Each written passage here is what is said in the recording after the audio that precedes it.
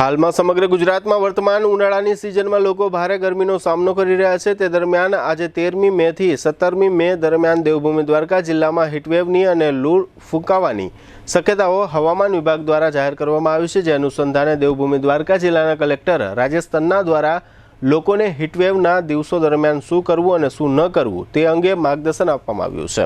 આ ઉપરાંત હાલની ગરમીની સિઝન ધ્યાનમાં રાખીને દેવભૂમિ દ્વારકા જિલ્લાના મુખ્ય મથક ખંભાળિયાના રેલવે સ્ટેશન નજીક સેવાભાવીઓ અને દાતાઓ દ્વારા લોકો માટે ઠંડા અને પીવાના શુદ્ધ પાણીની તેમજ છાશ વિતરણની વ્યવસ્થા કરવામાં આવી છે। આ બંને વિષયો અંગે કલેક્ટર રાજેશ તન્ના તથા સેવાભાવી દુલારામ મહારાજ દ્વારા આપવામાં આવેલી વિગતો પ્રસ્તુત છે।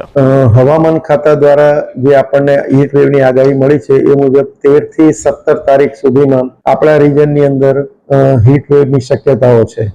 એટલે આ સમય દરમિયાન જે આપણું રૂટીન તાપમાન છે એના કરતાં ઘણું ઊંચું તાપમાન અને ગરમ પવન લાગવાની પણ શક્યતાઓ છે।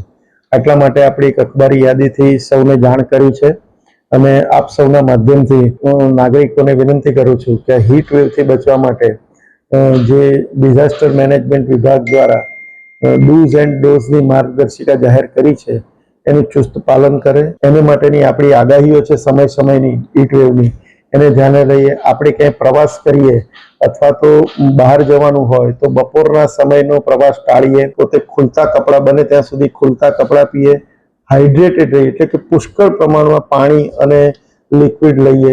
ઘરડા માણસો, ઘરમાં વ્યક્તિઓ હોય એની વિશેષ કાળજી લેવાય। ખાસ કરી અને સામાન્ય વસ્તુ ખાંડ અને મીઠું એ હાથવગીત આપણી દવા છે। ORSનું પેકેટ એ ભલે મેડિકલ નેમ છે ORS, પરંતુ આપણે ઘરમાં મીઠું અને ખાંડનું દ્રાવણ હોય અને દરેક વખતે ગ્લાસમાં પાણીમાં નાખીને પીએ તો હીટ વેવમાં આપણને ખૂબ જ મદદરૂપ થાય છે। એવી જ રીતે જે પ્રેગ્નન્ટ વુમન છે એની પણ આ સમય દરમિયાન વિશેષ કાળજી લેવાય। તેમજ નાના આપણે જે પ્રયોગો કરીએ છીએ જેમ કે માથે ભીનો રૂમાલ બાંધીને રાખ્યું, માથું અને મોઢું, આંખ, હાથ પગ કોણી સુધીના એ આપણે દિવસમાં 2-3 વખત ધોયા અને છાંયડે રહીએ। આપણે બપોરના સમયે જો પ્રવાસ ન કરીએ તો હું માનું છું કે આપણે સૌ હીટવેવથી આપણી જાતને અને લોકોને બચાવી શકીશું।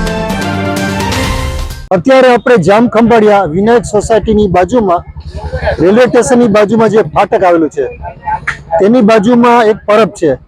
આ પરબનું સંપૂર્ણ સંચાલન સેવા આનંદ ગ્રુપ જામ ખંભાળિયા કરે છે અને દરરોજ અત્યારની કાળઝાળ ગરમીમાં, ભયંકર ગરમી અને લૂની સિઝનમાં અંદાજે દરરોજ 4.5 થી 4,000 લીટર બિસ્લરી પાણીનું વિતરણ થાય છે। આ વિના મૂલ્યે સેવા કરે છે। જે વાહન હોય છે ધારો કે જ્યારે ફાટક બંધ ત્યારે વાહનમાં પણ જઈને અમારા સ્વયંસેવકો ભાઈઓ બહેનો પૂરું પાડે છે પાણી। આ ઉપરાંત અવારનવાર ઠંડી જીરાવાળી મસાલાવાળી છાશ એનું પણ બીજા દાતાના સાથ સહકારથી વિતરણ કરવામાં આવે છે।